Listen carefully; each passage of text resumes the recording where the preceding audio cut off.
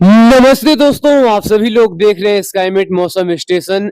इस वीडियो में दोस्तों बात करेंगे कि आने वाले समय में किस तरीके से बंगाल की खाड़ी पर तूफान बन सकते हैं और इसी के साथ ही किस तरीके से आने वाले समय में तूफान का असर हो सकता है और इसके बीच किस तरीके से प्री मानसून एक्टिविटी में यहाँ पर लगातार तेजी आएगी। यानी तमाम जानकारी को यहाँ पर समझेंगे। आप सभी लोग इस वीडियो के अंत तक बने रहिएगा। देखिए दोस्तों, अगर इस समय की मौजूदा स्थिति यानी मॉर्निंग स्थिति की यहाँ पर बात करें तो यहाँ पर देखिए दक्षिण भारत से प्री मानसून एक्टिविटी काफी तेज रफ्तार के साथ बढ़ती हुई चली जा रही है, लेकिन ये प्री मानसून एक्टिविटी पूरे मध्य भारत तक पहुंच चुकी है। और इसी के साथ साथ दोस्तों देखिए गंगा के भी मैदानी क्षेत्रों पर भी बादलों की आवाजाही देखने को मिल रही है। यानी इस समय की मौजूदा स्थिति की बात करें तो यहाँ पर देखिए महाराष्ट्र से लेकर मध्य प्रदेश के ज्यादातर इलाके यहाँ पर जोरदार बादलों के चपेट में हैं। और इसी के साथ साथ उत्तर प्रदेश की बात करें तो उत्तर प्रदेश के भी इलाके यहाँ पर घने बादलों के चपेट में आ रहे हैं। यानी उत्तर प्रदेश के भी इलाकों पर मध्य प्रदेश के ऊपर बने ये बादलों का पैच ये उत्तर प्रदेश को भी प्रभावित कर रहा है। और इसी के साथ साथ महाराष्ट्र के कई इलाकों पर पिछले 24 घंटे के दौरान बारिश की एक्टिविटी थंडर स्टॉर्म एक्टिविटी के साथ यहाँ पर हुई है, जो मैं आप सभी को कम्युनिटी पोस्ट में यहाँ पर जो है अपडेट यहाँ पर दिया था कि किस तरीके से थंडर स्टॉर्म एक्टिविटी यहाँ पर हो रही है। हालांकि अभी मॉर्निंग स्थिति में बादलों की काफी ज्यादा इंटेंस स्थिति है। यानी इस समय काफी ज्यादा बादल बने हुए हैं और जैसे जैसे शाम होगा वैसे वैसे यहाँ पर थंडर स्टॉर्म एक्टिविटी वाले बादल डेवलप होंगे। यानी महाराष्ट्र के कई इलाकों पर काफी तेज बिजली की गरज चमक के साथ बारिश की एक्टिविटी शाम के समय देखने को मिलेगी। कर्नाटक केरल के भी इलाकों पर शाम के समय में थंडर स्टॉर्म एक्टिविटी बढ़ेगी और तेलंगाना के भी इलाकों पर आज एक्टिविटी बढ़ जाएगी।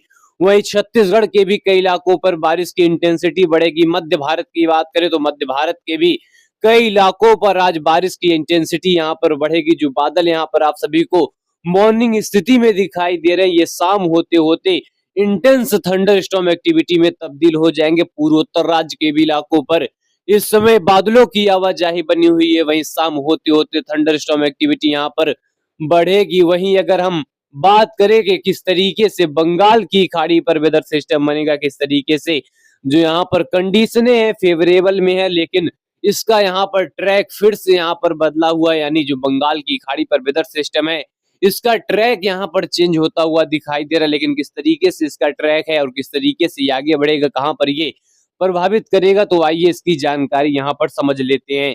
देखिए दोस्तों, यहाँ पर आज की स्थिति आज यहाँ पर देख सकते हैं दक्षिण भारत के कई इलाकों पर बारिश की संभावना ये मॉडल भी यहाँ पर बता रहा है। और इसी के साथ ही जो है 3 तारीख आते आते यानी ये 3 और 4 तारीख के बीच में बंगाल की खाड़ी पर जो इंटेंसिटी है इसमें यहाँ पर तेजी देखने को मिलेगा। और 5 तारीख आते आते बंगाल की खाड़ी पर इंटेंसिटी यहाँ पर काफी ज्यादा बढ़ जाएगी। एक सर्कुलेशन का फॉर्मेशन यहाँ पर अंडमान निकोबार आइसलैंड पर दिखाई दे रहा है। यहाँ पर देखिए 6 तारीख की स्थिति किस तरीके से ये सर्कुलेशन यहाँ पर सर्कुलर फॉर्म में यहाँ पर दिखाई दे रहा है, यानी सर्कुलर फॉर्म में यहाँ पर दिखाई दे रहा है।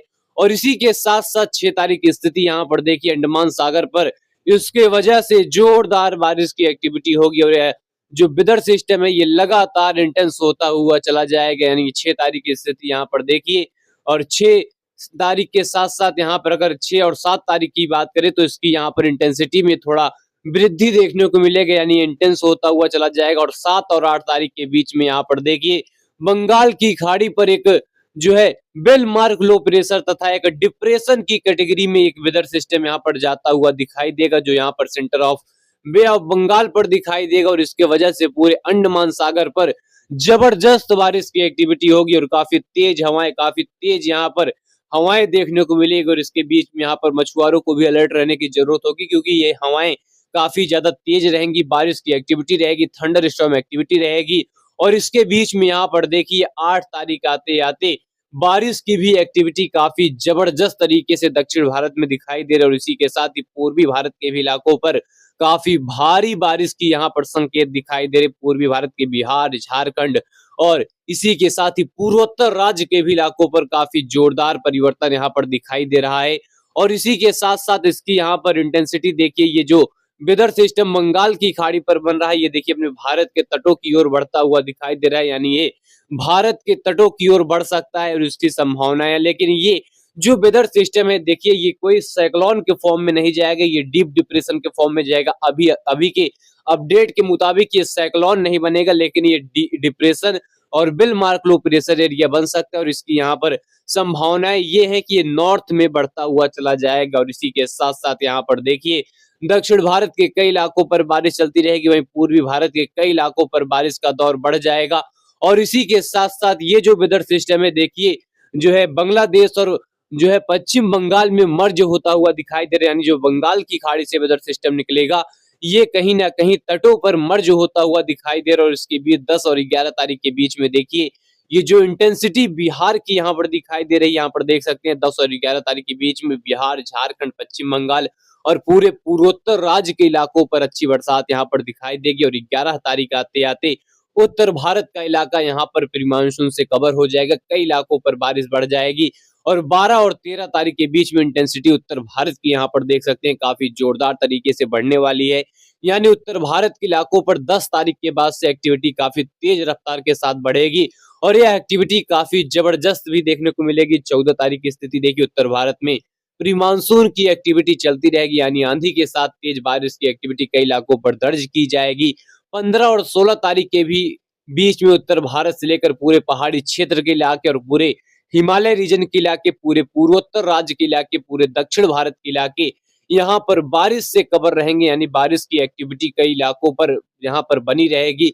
यानी थंडर स्टॉर्म एक्टिविटी शाम होते होते आंधी के साथ, धूल भरी हवाओं के साथ, यहाँ पर काफी तेज हवाओं के साथ यहाँ पर बारिश की एक्टिविटी, कुछ इलाकों पर ओलावृष्टि की एक्टिविटी यहाँ पर दर्ज की जाएगी। यानी जो मौसम काफी भयानक तरीके से यहाँ पर परिवर्तन लेगा, ये मौसम 10 तारीख के बाद से लेगा, क्योंकि आप सभी को आज मैं जो मॉडल यहाँ पर बताया हूँ ये जो है हवाओं के साथ साथ यहाँ पर बारिश का भी इंडिकेशन देता है। और यहाँ पर समझ पाए कि किस तरीके से आने वाले समय में यहाँ पर जो है जो वेदर एक्टिविटी है किस तरीके से बढ़ेगी, यानी यहाँ पर तूफान के साथ यहाँ पर जानकारी को समझें। लेकिन यहाँ पर अगले 10 दिनों के दौरान किस तरीके से ये मॉडल इंडिकेट कर रहा है, तो आइए इसकी जानकारी समझ लेते हैं। आज की स्थिति यहाँ पर देखिए, मध्य भारत से लेकर दक्षिण भारत के कई इलाकों पर प्री मानसून एक्टिव रहेगा और कई इलाकों पर थंडरस्टॉर्म एक्टिविटी के साथ बारिश रहेगा, चाहे कर्नाटक हो, केरल हो और महाराष्ट्र का इलाका हो, दक्षिणी मध्य प्रदेश का इलाका हो, छत्तीसगढ़ का इलाका, उड़ीसा के पश्चिमी वाले इलाके हो, यहाँ पर थंडर स्टॉर्म एक्टिविटी के साथ बारिश रहेगी। वहीं अगले 24 घंटे के दौरान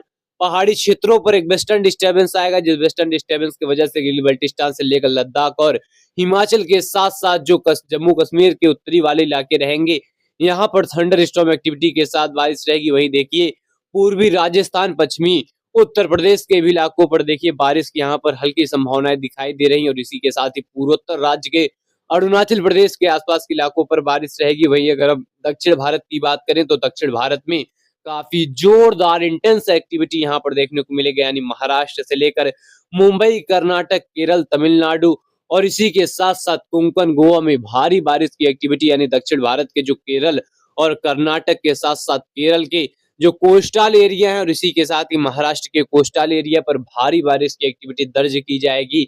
और 4 तारीख आते आते उत्तर भारत से लेकर पश्चिम भारत, गंगा के मैदानी क्षेत्र यहाँ पर शुष्क बने रहेंगे, लेकिन पूर्वोत्तर राज्य के कई इलाकों पर हल्की बारिश रहेगी। वहीं दक्षिण भारत के महाराष्ट्र से लेकर दक्षिणी महाराष्ट्र से लेकर तेलंगाना, आंध्र प्रदेश, उड़ीसा, कर्नाटक, केरल, तमिलनाडु, इन इलाकों पर थंडर स्टॉर्म यानी गरज चमक के साथ बारिश की एक्टिविटी कई इलाकों पर दर्ज की जाएगी। और 5 तारीख आते आते उत्तर पश्चिम भारत से लेकर गंगा के मैदानी क्षेत्रों पर तापमान बढ़ने की यहाँ पर पूरी संभावनाएं दिखाई दे रही, क्योंकि उत्तर भारत में कोई एक्टिविटी नहीं रहेगा, हवाएं काफी धीम रहेंगी और इसके बीच में यहाँ पर जो दिन के तापमान है ये बढ़ेंगे। और इसके बीच दक्षिण भारत की बात करें तो कई इलाकों पर देखिए तेज बारिश है, कर्नाटक, केरल और दक्षिणी महाराष्ट्र का इलाका और तमिलनाडु का इलाका, यहाँ पर प्री मानसून एक्टिविटी रहेगी। दक्षिणी छत्तीसगढ़, दक्षिणी उड़ीसा, आंध्र प्रदेश के साथ ही पूर्वोत्तर राज्य के भी कई इलाकों पर बरसात यहाँ पर दर्ज की जाएगी, यानी प्री मानसून एक्टिविटी उत्तर पश्चिम भारत से लेकर गंगा के मैदानी क्षेत्रों पर कमजोर रहेगा। लेकिन ये कमजोरी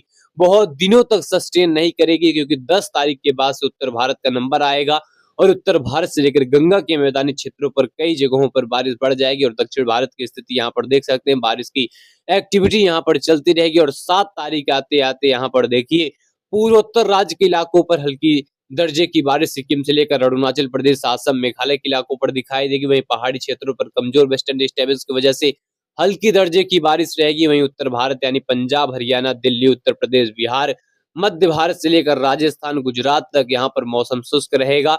और वहीं उत्तरी महाराष्ट्र से लेकर उत्तरी मुंबई के भी इलाके यहाँ पर शुष्क रहेंगे। लेकिन दक्षिण भारत के कर्नाटक और दक्षिणी महाराष्ट्र और जो है कोंकण, गोवा के आसपास के इलाकों पर बारिश यहाँ पर चलती रहेगी। और 8 तारीख आते आते पहाड़ी क्षेत्रों पर एक नया वेस्टर्न डिस्टर्बेंस दस्तक देगा और इसी के साथ ही पूरे पूर्वोत्तर राज्य के इलाकों पर भारी बारिश की एक्टिविटी यहाँ पर बढ़ती हुई दिखाई दे रही है। यानी कि सिक्किम से लेकर अरुणाचल प्रदेश, असम, मेघालय, नागालैंड, मणिपुर, मिजोरम, त्रिपुरा के कई इलाकों पर बरसात बढ़ जाएगी। और 9 तारीख आते आते पहाड़ी क्षेत्रों पर एक वेस्टर्न डिस्टर्बेंस की वजह से बरसात यहाँ पर बढ़ जाएगी।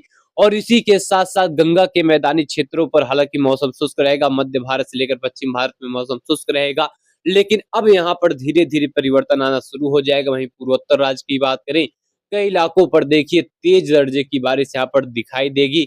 और दक्षिण भारत के भी कई इलाकों पर हल्की दर्जे की बारिश यहाँ पर देखने को मिलेगी। और इसी के साथ साथ 10 तारीख आते आते यहाँ पर काफी चीजें यहाँ पर परिवर्तन कर रही हैं। यहाँ पर देखिए पहाड़ी क्षेत्र से लेकर पाकिस्तान के इलाकों तक बारिश यहाँ पर बढ़ेगी। वहीं जो हिमालय रीजन का इलाका है यहाँ पर भी बारिश बढ़ेगी। वहीं बिहार के उत्तरी पूर्वी क्षेत्र और सिक्किम से लेकर असम, मेघालय, नागालैंड, मणिपुर, मिजोरम, त्रिपुरा, अरुणाचल प्रदेश से लेकर उत्तरी बांग्लादेश के कई इलाकों पर बरसात यहाँ पर बढ़ जाएगी। वहीं नेपाल पर हल्की दर्जे की बारिश रहेगी। भूटान पे मध्यम से तेज दर्जे की बारिश रहेगी। सिक्किम में अच्छी बरसात की संभावनाएं दिखाई दे रही। वहीं दक्षिणी छत्तीसगढ़, दक्षिणी मध्य प्रदेश, दक्षिणी उड़ीसा, दक्षिणी महाराष्ट्र से लेकर जो तेलंगाना का इलाका है यहाँ पर बरसात हल्की दर्जे की दिखाई देगी। दक्षिण भारत के कई इलाकों पर हल्की दर्जे की बारिश यहाँ पर देखने को मिलेगी। और इसके बीच में आप सभी को यहाँ पर जैसा कि पहले मॉडल के जरिए यहाँ पर समझाएं कि किस तरीके से आने वाले समय में यहाँ पर मौसम रहेगा। यानी मैं उसमें जो अभी इसके पहले मॉडल प्रेजेंट किया था 16 तारीख तक की यहाँ पर स्थिति में आप सभी को बताया कि उत्तर भारत में किस तरीके से परिवर्तन होगा, किस तरीके से वेदर सिस्टम का प्रभाव होगा। यानी 10 तारीख के बाद से कह सकते हैं उत्तर भारत से लेकर गंगा के मैदानी क्षेत्र और पश्चिम भारत के कई इलाकों पर प्री मानसून यहाँ पर एक्टिव हो जाएगा। और इसके बीच में आप सभी को हम यहाँ पर पहले से अलर्ट करते हैं, खासतौर पर किसान भाई लोगों को अलर्ट करते हैं। अगर यहाँ पर जैसा यहाँ पर आप सभी का प्रयास हो, जितना यहाँ पर कोशिश हो, ये कोशिश करें कि जो फसलों की कटाई है उसको काफी तेजी के साथ कर पाएं। फिलहाल दोस्तों अभी के लिए इतना ही। तमाम जानकारी हम आप सभी को देते रहेंगे। धन्यवाद।